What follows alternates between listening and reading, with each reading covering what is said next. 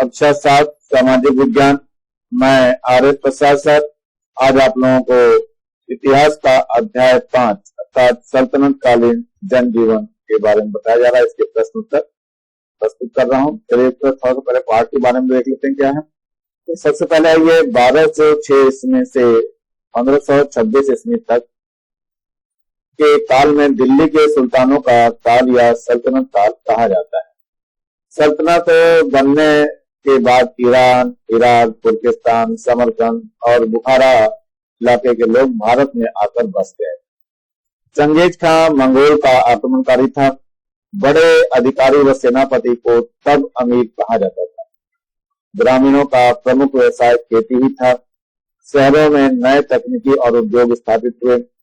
भवन निर्माण से जुड़ाई के लिए चूना गारे का प्रयोग होता था और कागज बनाने की कला और पुस्तक पर दिल चढ़ाने की कला भारत में तुर्क लाए। कुर्ता पायजामा कमीज तुर्कों की देन है। गिनती में शून्य भारत की देन है। शेख निजामुद्दीन औलिया दिल्ली में रहने वाले सूफी संत थे। अमीर खुसरो शेख निजामुद्दीन के प्रिय शिष्य थे। तबले और सितार की खोज अमीर खुसरो ने की थी। अमीर खुसरो अपने को तोताए हिंद कहते थे। तब इस्लाम में कई धाराएं व संप्रदाय बन गए थे, जैसे शिया, सन्नी, सूफी, इस्लामी आदि। कबीर व नानक इस काल के लोकप्रिय संत कवि थे। चलिए पहले रिक्त स्थानों की पूर्ति कर लेते हैं हम लोग। तो सबसे पहले है सल्तनत काल में लोगों का मुख्य व्यवसाय क्या था? खेती था। यहाँ पर खेती लिखा है। दूसरा है अमीर खुसरो के शिष्य थे किसके? शेख निजामुद्दीन। तो यहाँ क्या लिखना पड़ेगा आपको? शेख निजामुद्दीन।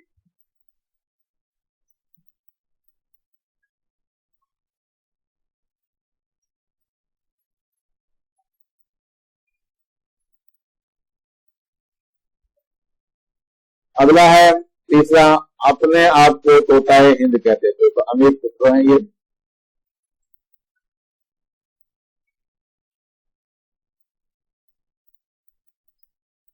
अमीर खुसरो अपने आप को तोताए हिंद कहते थे। सल्तनत के स्थापित होने से पुराने राजा सुल्तान के अधीन अमीर बनकर रहने लगे।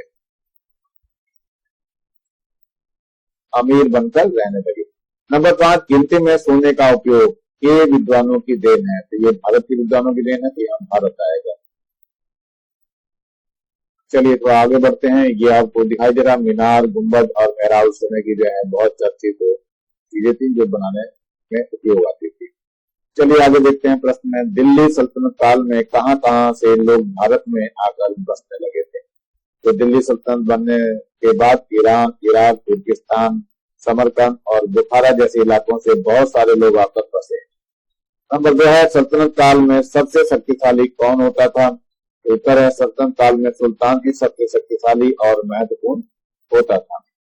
नंबर 3 है सल्तनत कालीन किन्हीं 2 संतों के नाम लिखिए। तो सल्तनत कालीन 2 संतों के नाम है कबीर और नानक। सल्तनत काल में बड़े अधिकारी और सेनापति को क्या कहा जाता था? उत्तर है इसका सल्तनत काल में बड़े अधिकारी और सेनापति को अमीर कहा जाता था। दिल्ली सल्तनत की स्थापना से गांव के लोगों के जीवन में क्या बदलाव आया? तो ये उत्तर है इसका सल्तनत काल में भी ग्रामीण का मुख्य व्यवसाय कृषि ही था, लेकिन सल्तनत की लगान व्यवस्था का असर लोगों पर पड़ा। पहले गांव किसी न किसी सामंत के वेतन के लिए दिया जाता था और वह मनमाने तरीके से तरह तरह के छोटे बड़े कर वसूल करता था, लेकिन अब सुल्तानों ने इस व्यवस्था को समाप्त कर दिया। लगान सुल्तान के अधिकारी वसूल करते थे। कई छोटे करों की जगह एक बड़ा कर लगान तय किया गया। यह खेत की उपज का लगभग आधा था। यह लगान गांव का मुखिया इकट्ठा करके सुल्तान के अधिकारियों को देता था। अक्सर सुल्तान किसान से लगान नगद देने को मजबूर करते थे। इस कारण किसानों को अपना अनाज शहरों में ले जाकर बेचना पड़ता था। इससे किसानों का शहरों में आना जाना बढ़ गया। तुर्कों के आगमन से भवन निर्माण कला के क्षेत्र में क्या परिवर्तन हुआ? तो तुर्कों के आगमन से तुर्कों एवं अफगानों के भारत की वास्तुकला को निम्न प्रकार से प्रभावित किया। ईरान यानी फारस तथा एशिया से तुर्क तथा अफगान अपने साथ वास्तुकला की नई शैलियां और तकनीकी भारत लाए। इन शैलियों तथा तकनीकों एवं प्राचीन भारतीय भवन निर्माण कला के मेल से नए प्रकार के वास्तुकला शैली का जन्म हुआ। इस शैली की दो महत्वपूर्ण विशेषताएं, नंबर 1 नुकीली मेहराब और गुंबद, नंबर 2 ऊंची संकरी मीनारों का निर्माण। सल्तनत काल में बनी प्रायः सभी इमारतें, किले, मस्जिद, मकबरा में इसी शैली का प्रयोग किया गया। इन इमारतों का रूप तथा आकार फारस तथा मध्य एशिया की इमारतों से मिलता जुलता था, परंतु उनकी सजावट भारतीय थी क्योंकि उन्हें भारतीय कारीगर बनाते थे। तुर्कों ने भारत से क्या क्या सीखा? तुर्कों ने भी भारत से कई बातें सीखी। अल बरूनी भारत आया ही इसलिए था। अरब के विद्वानों ने भारत के विद्वानों से गणित, खगोल शास्त्र, आयुर्वेद और योग सीखकर अपने देशों में उसका प्रसार किया। गिनती में शून्य का उपयोग करना भारत के विद्वानों से अरब के गणितज्ञों ने सीखा और यूरोप में फैलाया। उन्होंने पंचतंत्र की कहानियों एवं आयुर्वेद के ग्रंथों को अरबी एवं फारसी में अनुवाद किया और उनसे लाभ उठाया। जब दो संस्कृतियां मिलती हैं तो एक नई संस्कृति पनपती है। भारतीय संस्कृति ने भी तुर्की संस्कृति को प्रभावित किया। तुर्कों के सामाजिक रहन सहन पर भारतीय जीवन शैली का व्यापक प्रभाव पड़ा। तुर्कों ने हमारे सामाजिक जनजीवन को कैसे प्रभावित किया? तुर्कों ने हमारे सामाजिक जीवन को कई स्तरों पर प्रभावित किया। सूफी संत शेख निजामुद्दीन औलिया दिल्ली के उपदेशों का भारतीय समाज पर गहरा प्रभाव पड़ा। ईश्वर से प्रेम और दीन दुखियों की सेवा का विचार निम्न वर्ग को बहुत प्रभावित किया। अमीर खुसरों की तहजीबों ने भी लोगों की नई दृष्टि दी। भारत के कई लोगों ने परिस्थितिवश इस्लाम धर्म को स्वीकार किया। लोग सामाजिक विषमता को भूलकर सरल सीधे तरीके से जीने की चाह करने लगे। समाज में जातिवाद, वर्गवाद और छुआछूत जैसी बीमारी कम होने लगी। सभी अपनी इच्छा से ईश्वरोपासना करने को स्वतंत्र हुए। भारतीय समाज में ब्राह्मण के वर्चस्व को इससे धक्का लगा। संतों से मेल मिलाप ने किस नई विचारधारा को जन्म दिया? उत्तर है इसका, सल्तनत काल में इस्लाम व हिंदू धर्म के विभिन्न संप्रदायों के बीच विचारों का आदान प्रदान और मेल मिलाप हुआ। इस्लाम के एकेश्वरवाद ने हिंदू संतों पर गहरा प्रभाव छोड़ा। उसी तरह योग और गीता का गहरा प्रभाव इस्लामी संतों पर भी पड़ा। कई संत इस नतीजे पर पहुंचे कि सभी धर्म एक ही ईश्वर की भक्ति की बातें करते हैं। वे सभी धर्मों के बीच के अंतर को मिटाना चाहते थे। ऐसे ही संत थे कबीर और नानक। कबीर व नानक जैसे संत ऊंच नीच जात पात का विरोध करते थे और मानवता के मूल्यों को बढ़ावा देते थे।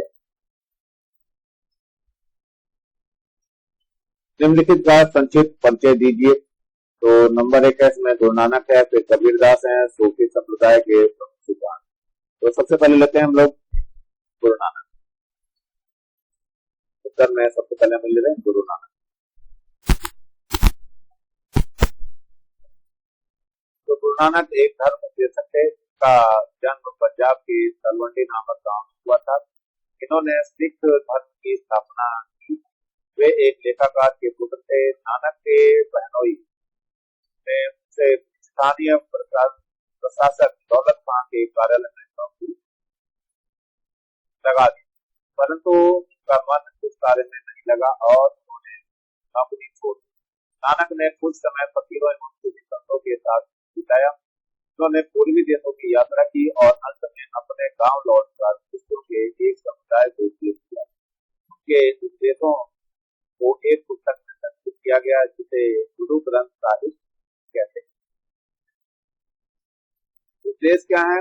उन्होंने कहा कि सब मनुष्य बराबर हैं, अतः जाति के कारण भेदभाव नहीं होना चाहिए। उन्होंने मन की शुद्धि तथा क्षेत्र की पवित्रता पर बल दिया। खान पान की पवित्रता उन्होंने व्यर्थ बताई। एक ईश्वर, एक गुरु और एक नाम की उपासना का संदेश दिया।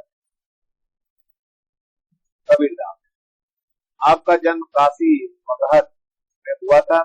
आप जाति के जुलाहे थे। समाज में व्याप्त अंधविश्वास त्रुटियों को दूर करने के लिए आजीवन गुजरी भाषा में कविता कहते थे। आपकी धार्मिक मान्यताएं, प्रमुख सिद्धांत व धार्मिक मान्यताएं। ये कहते थे कि धर्मों का अंतर कोई महत्व नहीं रखता है, महत्व इस बात का है कि प्रत्येक व्यक्ति ईश्वर के प्रति भेदभाव करता है। ईश्वर के अनेक नाम है, कोई उसे राम तो कोई रहीम तो कोई हरि तो कोई उसे अल्लाह कहता है। लोग व्यक्ति उसके नामों के ऊपर झगड़ा करते हैं। उन्होंने कर्मकांड, आडंबर तथा धार्मिक कठोरता के लिए हिंदू और मुसलमानों दोनों को फटकारा तथा उनके बीच भेदभाव को दूर करने का प्रयास। सूफी संप्रदाय के प्रमुख सिद्धांत। सूफी संप्रदाय के सिद्धांत है: नंबर 1, भगवान के प्रति सच्चा प्रेम। नंबर 2, परोपकार तथा समाज की सेवा करना। नंबर 3, भक्ति संगीत के द्वारा ईश्वर तक पहुंचा जा सकता है। नंबर 4, धार्मिक कर्म कांडों, पूजा की अपेक्षा भक्ति भावना से ईश्वर की उपासना पर जोर दिया। नंबर 5, लोगों को कीर या सेब पर संपूर्ण यानी पूर्ण विश्वास होना चाहिए। प्रश्न है: सल्तनत काल में स्त्रियों की दशा का वर्णन कीजिए। तो सल्तनत काल में स्त्रियों की दशा अच्छी नहीं थी। इस काल में उनका सम्मान कम हो गया था। स्त्रियां पुरुषों के मुकाबले ही उच्च दी जाती थी।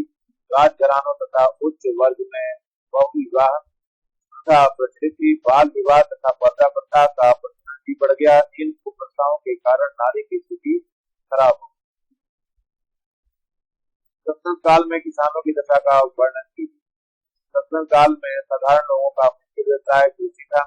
इन लोगों की आर्थिक स्थिति ठीक नहीं थी। खाद्यान्नों की प्रतिकूलता थी, परंतु इन्हें भाव बहुत कम मिलता था। उन्होंने अपनी उपज का 1/3 और 1/2 भाग कर के रूप में देना पड़ता था। अतः इस काल में किसानों की दशा किए जा सकते थे। यही समाप्त हो रहा है। नीचे आपको लाल रंग का बटन दिखाई दे रहा है, इसके बाद सब्सक्राइब कर लेंगे और चैनल को लाइक करेंगे और कमेंट जरूर करेंगे। आप लोगों को ये चैनल कैसा लग रहा है और क्या सुधार करने की जरूरत है और मुझे कौन सा वीडियो और बनाना है उसका भी आप लोग कमेंट करके बताएं।